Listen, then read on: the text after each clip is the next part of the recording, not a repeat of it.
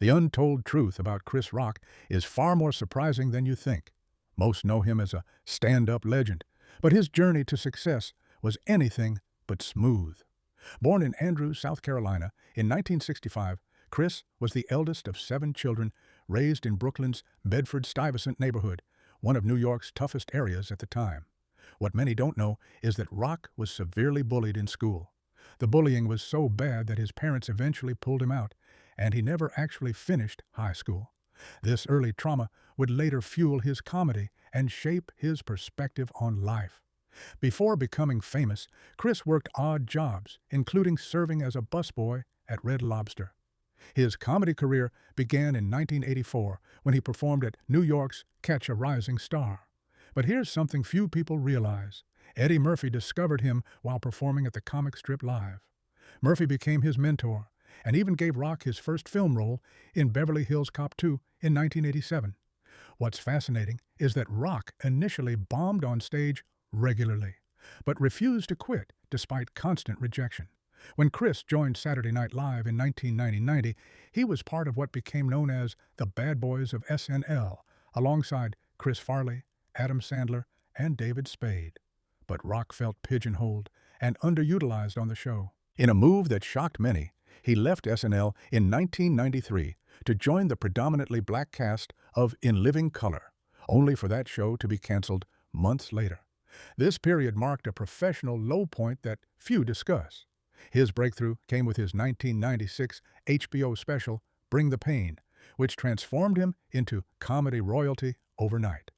The special earned him 2 Emmy Awards and established his trademark style of mixing social commentary with personal stories. What's rarely mentioned is that this special almost didn't happen. Rock was considering leaving comedy altogether before HBO gave him the opportunity. Behind his success lies a struggle with learning disabilities. Rock was diagnosed with nonverbal learning disorder as an adult, making it difficult for him to interpret nonverbal signals and social cues. He's described his brain as working like a computer without a spam filter, processing everything at once. Despite these challenges, or perhaps because of them, his observational skills became extraordinarily sharp. His marriage to Malak Compton Rock lasted 20 years before ending in 2016. The divorce was messy and public, with Rock later admitting to infidelity. In his 2018 Netflix special Tambourine, he took full responsibility, saying, "I wasn't a good husband." This level of vulnerability and self-reflection isn't common among celebrities, especially male comedians. The 2022 Oscars incident, where Will Smith slapped him after a joke about Jada Pinkett Smith, became a defining moment in his career. What many don't know is that Rock refused to press charges that night and declined multiple million-dollar offers to discuss the incident. He waited nearly a year before addressing it substantively in his 2023 Netflix special, Selective Outrage, the platform's first live global streaming event.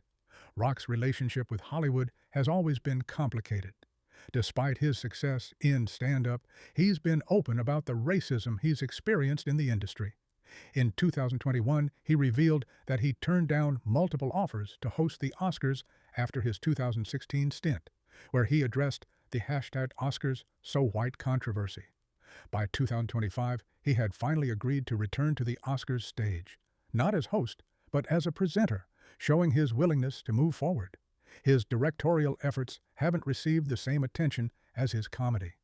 His 2014 film, Top 5, was critically acclaimed but commercially overlooked. In 2024, Rock finally realized his longtime passion project, a biopic about Nat King Cole that he directed, co-wrote, and starred in, which earned him his first Oscar nomination for Best Actor. Few people know about Rock's philanthropic work. He's quietly donated millions to causes supporting education in underserved communities and addressing learning disabilities in children. His own foundation, established in 2022, focuses specifically on providing resources for children with nonverbal learning disorders. In his personal life, Rock embraced therapy and meditation following his divorce, openly discussing the importance of mental health for Black men, a topic often considered taboo in his community. By 2025, he had become an outspoken advocate for mental health awareness, particularly within the comedy world, which has lost several talents to depression and substance abuse. Despite his massive success, Rock lives relatively modestly compared to other celebrities of his stature. He's maintained the same core friend group since his early days in comedy and often returns to perform at small clubs to stay connected to his roots. This groundedness is perhaps why his comedy continues to resonate across generations and cultural boundaries. As of May 2025, at nearly 60 years old, Chris Rock remains as relevant as ever, with a new comedy special addressing aging, politics, and the strange experience of becoming an elder statesman of comedy. The untold truth about Chris Rock isn't just that he survived in a brutal industry, it's that he consistently reinvented himself while remaining authentic to his voice and vision. From bullied child to comedy icon, his journey represents the power of resilience, truth-telling, and the courage to evolve in the public eye.